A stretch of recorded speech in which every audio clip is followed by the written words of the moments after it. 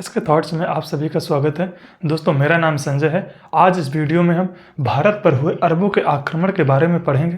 दोस्तों, पिछली क्लास में हम लोगों ने इस्लाम धर्म का उदय और पैगंबर मोहम्मद साहब के बारे में हम लोगों ने पढ़ा था और सुल्तान का पद कैसे आया, खलीफाओं के बारे में हमने दोस्तों पढ़ा था। आज हम अरब के आक्रमण के बारे में उससे आगे हम पढ़ेंगे। तो दोस्तों, पहले जो स्थान हमें इस टॉपिक में हमें जो स्थान आने हैं वो स्थान कहाँ पे हैं, हम मैप के माध्यम से जान लेते हैं। तो यह हमारा भारत का मैप है।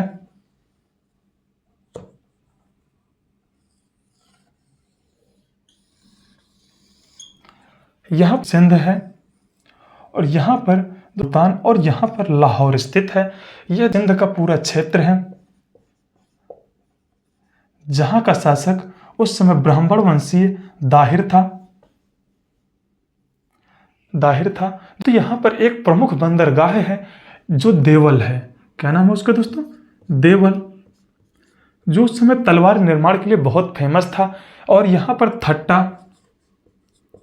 बंदरगाह स्थित है। अब हम बात करें, यह मुल्तान हो गया, लाहौर, यहाँ पर हमारा बलूचिस्तान है और यह यहाँ पे हमारा ईरान है।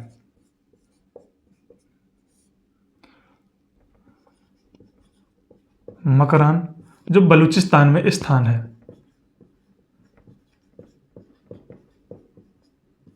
बलूचिस्तान में जो स्थान मकरान है, इतने स्थानों का हम लोग आज जिक्र करेंगे। और यहीं पे हम लोग नेरू, अरोर, ब्राह्मणवाद तथा जो इनकी राजधानियां हैं, जो यहाँ का शासक दाहिर था, इसकी दो राजधानियां थी। पहली जो राजधानी थी वह थी ब्राह्मणवाद और जो इनकी दूसरी राजधानी थी वह थी अरोर। तो दोस्तों, हम लोग अब शुरू करते हैं एक एक पॉइंट के बारे में। हम लोग पहले यह करते हैं कि कैसे हम लोग इस टॉपिक को पढ़ेंगे। भूमिका के बारे में, भूमिका, अरबों का आक्रमण कब हुआ, किसके समय में आक्रमण किया गया था, उसके बाद आक्रमण के कारण क्या है, कारण, सिंध पर आक्रमण, सिंध पर आक्रमण,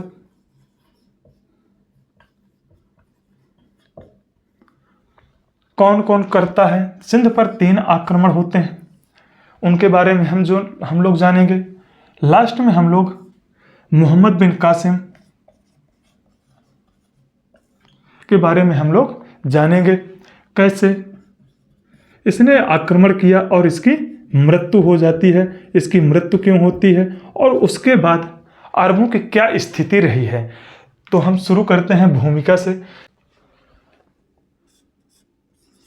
636 ईस्वी में खलीफा उमर, जो दूसरे खलीफा थे उमर, उनके समय में मुंबई के निकट थट्टा नामक जो स्थान है वहां पर आक्रमण किया गया था। किंतु यह विजय इनकी स्थायी नहीं रही। क्या है? यह विजय इनकी स्थायी नहीं रही। यहां से इन्होंने देवल, भड़ौच, मकरान,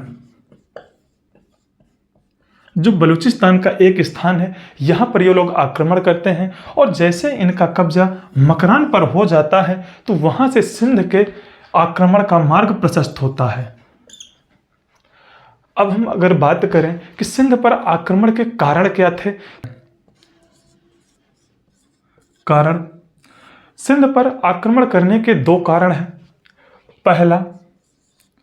पहला तो यह कारण है कि जो मुसलमान व्यापारी श्रीलंका तथा मालाबार के क्षेत्र में व्यापार करते थे और उनकी वहां पर मृत्यु हो गई थी, तो जो उनकी लड़कियां, कन्याएं थी, उन्हें श्रीलंका के राजा ने सिंध के रास्ते, जो खलीफा का राज्यपाल उत्तर पूर्व में नियुक्त था, उत्तर पूर्व खलीफा का राज्यपाल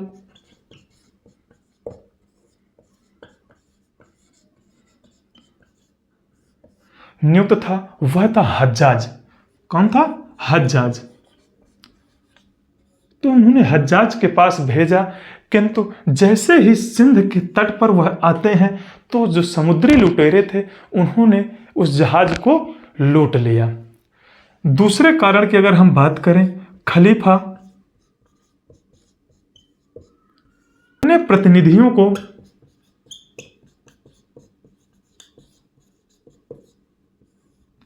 भारत से दासियां और वस्तुएं खरीदने के लिए भेजता है। जो सिंध का बंदरगाह देवल था, वहां पर जैसे ये लोग पहुंचते हैं तो इन्हें लुटेरे जो हैं इन्हें लूट लेते हैं, जिससे खलीफा नाराज हो जाता है और वह खलीफा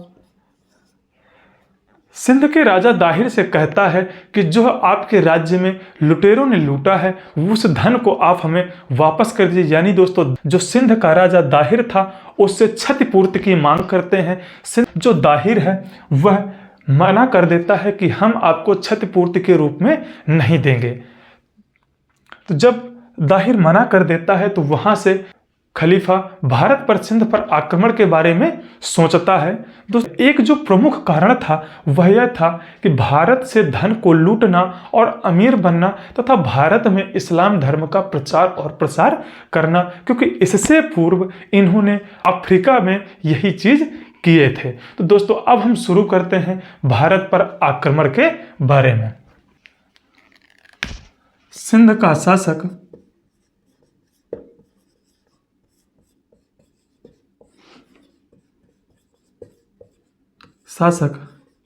दाहिर था, जहां खलीफा के प्रतिनिधि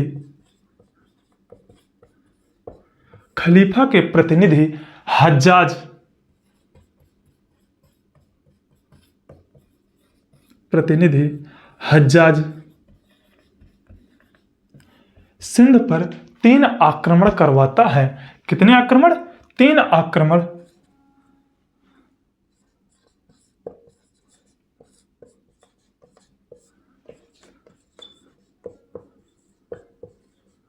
सिंध पर 3 आक्रमण करवाता है। पहला जो आक्रमण है वह 711 में अबेदुल्ला के नेतृत्व में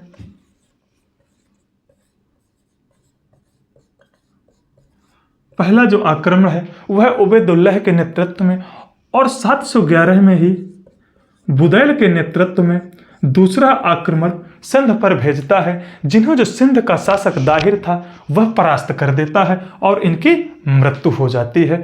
तब हज्जाज ने 712 ईस्वी में अपने 17 वर्षीय भतीजा या दामाद मोहम्मद बिन कासिम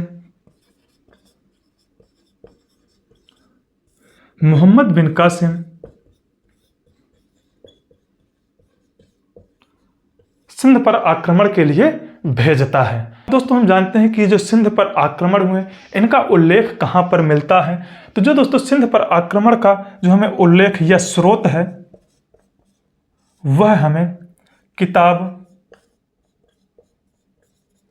फुतुह अल-बदानी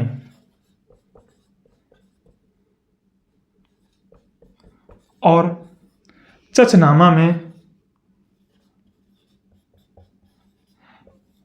सिंध पर आक्रमण का हमें उल्लेख मिलता है। पहला जो आक्रमण उबैदुल्लाह करता है 711 में और दूसरा आक्रमण बुदैल करता है 711 में, किंतु सिंध का जो शासक दाहिर था वह दोनों को परास्त कर देता है। उसके बाद जो हज्जाज था उसने अपने भतीजे या दामाद मोहम्मद बिन कासिम को सिंध पर आक्रमण के लिए भेजता है। दोस्तों, इन जो आक्रमणों का उल्लेख है वह हमें चचनामा या किताब फुतुह अल-बदानी में मिलता है। अब दोस्तों हम पढ़ते हैं मोहम्मद बिन कासिम का सिंध पर आक्रमण।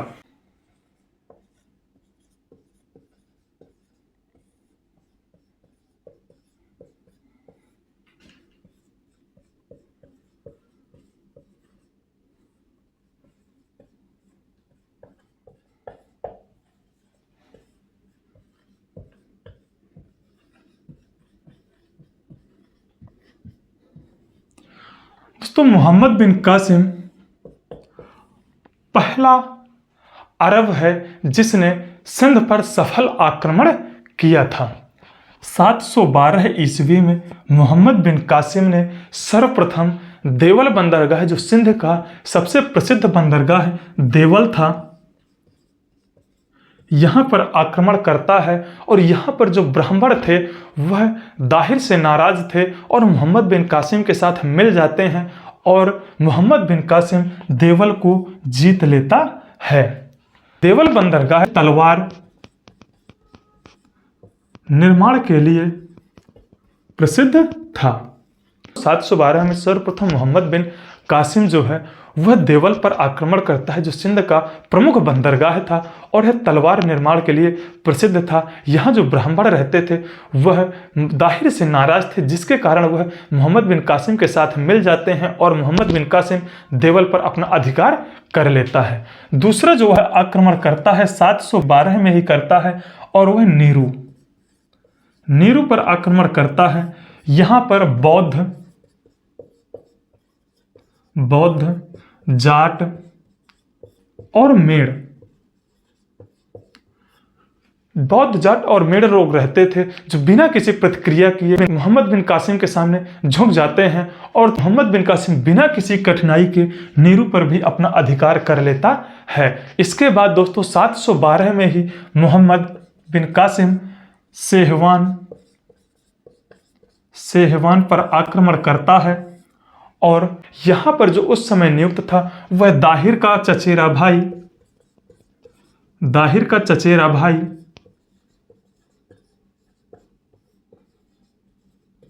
मझार शासनरत था और यह भी युद्ध में पराजित होता है और मोहम्मद बिन कासिम सेहवान पर भी अपना अधिकार कर लेता है। अगर हम इसके चौथे आक्रमण की बात करें तो यह दोस्तों आक्रमण 712 ईस्वी में ही रावर पर करता है, जहां पर दाहिर शासन कर रहा था। कौन था दोस्तों? दाहिर और मोहम्मद बिन कासिम के बीच में भीषण युद्ध होता है और वहीं पर युद्ध के बीच में दाहिर की मृत्यु हो जाती है। तब दाहिर की विधवा पत्नी रानी बाई मोर्चा संभालती है और यह जब असफल हो जाती है तो जौहर व्रत कर लेती है। क्या है दोस्तों? जब दाहिर की मृत्यु हो जाती है तब अपने किला की रक्षा करने के लिए दाहिर की विधवा पत्नी जो रानी बाई थी वह मोर्चा संभालती है और जो है दोस्तों युद्ध में इसे लगता है कि अब हार जाएंगे, तो अपनी लाज बचाने के लिए, अपनी इज्जत के लिए यह जौहर व्रत का पालन कर लेती है या जौहर व्रत के द्वारा अपने प्राणों का त्याग कर देती है। दोस्तों मोहम्मद बिन कासिम ब्राह्मणवाद, जो दाहिर की राजधानी थी,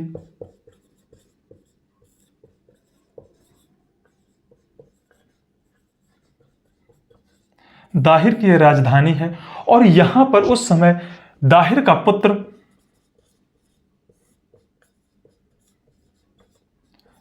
पुत्र जय सिंह शासन कर रहा था।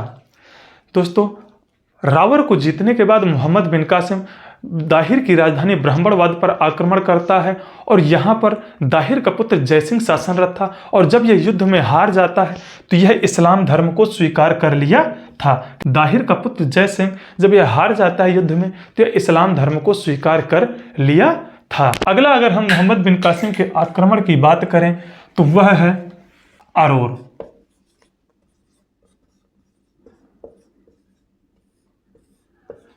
712 ईस्वी में ही मोहम्मद बिन कासिम दाहिर की दूसरी राजधानी अरोर पर आक्रमण करता है, जहां पर दाहिर का दूसरा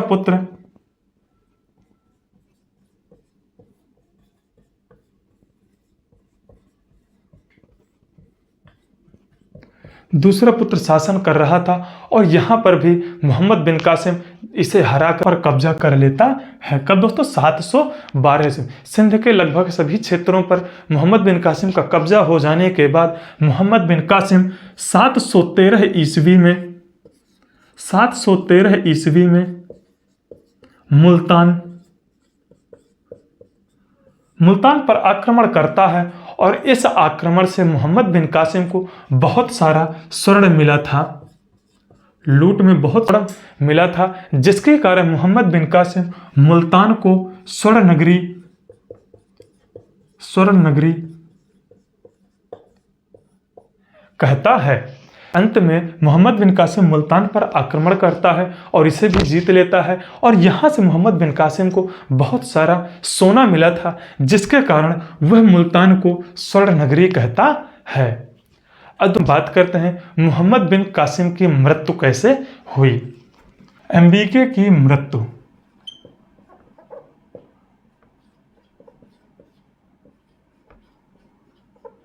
अगर हम एमबीके की मृत्यु के बारे में बात करें तो इसमें दो मत कहे जाते हैं। पहला यह है कि मोहम्मद बिन कासिम ने जब दाहिर पर सिंध पर आक्रमण किया था तो वहां से उसकी जो दूसरी विधवा पत्नी रानी लाडी थी, उसकी दो पुत्रियों को सूर्या देवी और परमल देवी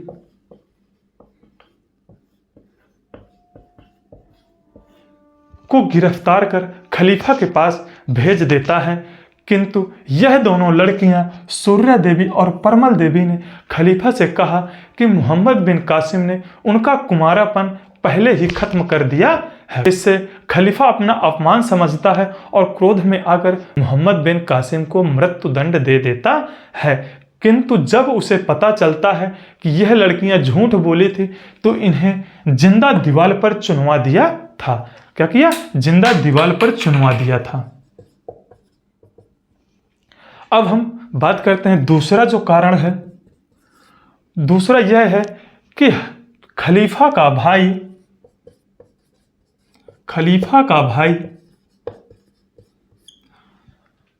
हज्जाज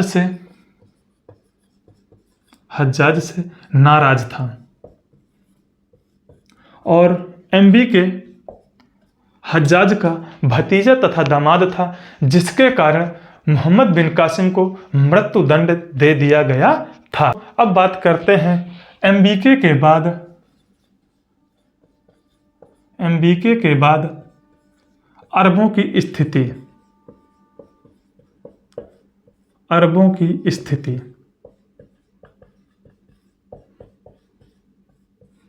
क्या है दोस्तों कि मोहम्मद बिन कासिम के बाद अरबों की क्या स्थिति थी। मोहम्मद बिन कासिम के बाद कई राज्यपालों ने या कई गवर्नरों ने भारत पर आक्रमण किया, किंतु असफल हो गए।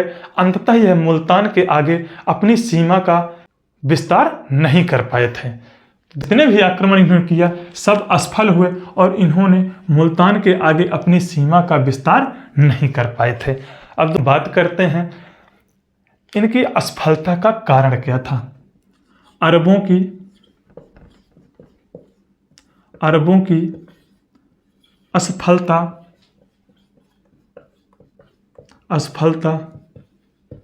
का कारण। एक इतिहासकार हैं सुलेमान, जो कहते हैं कि गुर्जर प्रतिहार शासक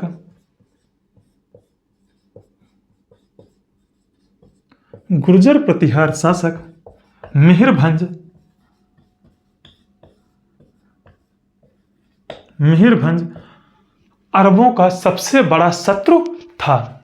मिहिरभंज अरबों का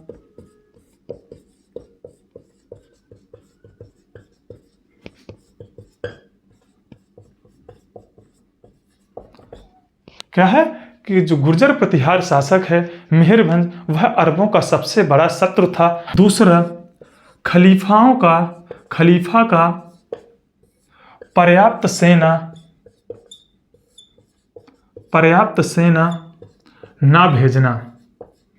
ना भेजना। तीसरा जो मुख्य कारण है वह यह है, जो उत्तर पूर्व के राजपूत राजवंश थे, उत्तर पूर्व राजपूत जो राजा थे वह अत्यंत शक्तिशाली थे। चौथा जो कारण है वह यह है कि जो भारतीय राजा या राजपूत जो राजा थे वह अपने धर्म के प्रति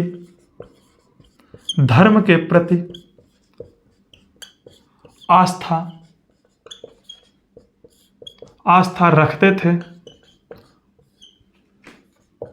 और सब साथ में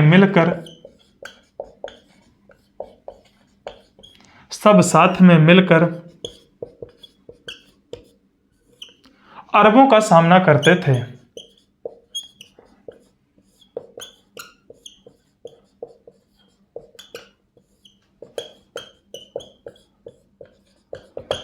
इन दोस्तों क्या है कि पहला जो है वह सुलेमान कहते हैं कि गुर्जर प्रतिहार शासक जो मिहिरवंश था वह अरबों का सबसे बड़ा शत्रु था या सबसे बड़ा दुश्मन था। दूसरा जो है वह यह है कि खलीफा जो थे वह पर्याप्त मात्रा में सेना नहीं भेजते थे, जिसके कारण इनका आक्रमण असफल हो जाता था।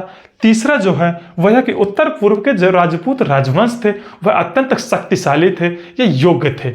चौथा जो कारण है वह कि जो उत्तर पूर्व के राजा थे या जो भारतीय रजवाड़ा उस समय राजा थे वह अपने धर्म के प्रति कट्टर और आस्था रखते थे, और जब अरबों का आक्रमण होता था तो वह सब साथ में मिलकर इनका विरोध करते थे या इनसे युद्ध करते थे, जिसके कारण इनका मुल्तान से आगे विस्तार नहीं हो पाया था। दोस्तों यह वीडियो आपके एग्जाम के हिसाब से बहुत ही महत्वपूर्ण है। दोस्तों इस वीडियो को आप लोग 2-3 बार देख लीजिएगा। अगर आपको क्लास अच्छी लगी हो, कंटेंट आप लोगों को अच्छा लगा हो तो दोस्तों चैनल को सब्सक्राइब करिएगा और कमेंट करके हमें बताइएगा कि हमारा कंटेंट और हमारी क्लास कैसे लगी। धन्यवाद।